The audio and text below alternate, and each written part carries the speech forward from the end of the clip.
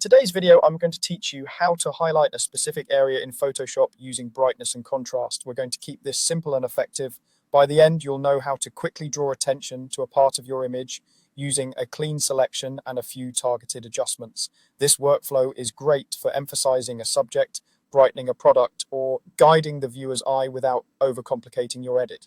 Start by selecting the area you want to highlight. You can use the lasso tool if you prefer freehand control, which is perfect for irregular shapes or when you want to trace around a subject more organically. If you're working with well-defined edges, the quick selection tool can be faster as it detects edges while you paint over the area. Zoom in so you can be precise and take your time around edges like hair, fabric, or fine details. If you go too far, subtract from the selection to tighten it up. If you miss a spot, add to it.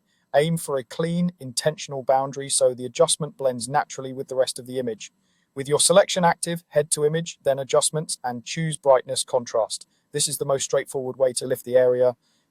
If you want more control, you can choose Levels or Curves instead. Brightness/contrast is great for quick results. Brightness shifts the overall lightness of the selection, while contrast increases the difference between lights and darks. Levels gives you 3 sliders: shadows, midtones, and highlights, so you can target tonal ranges more precisely.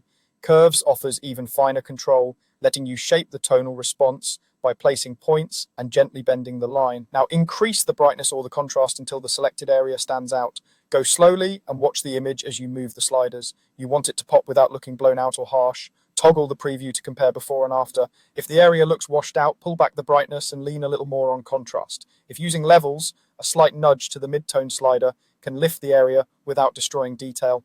If you're in curves, a subtle S curve can add contrast while keeping highlights and shadows balanced.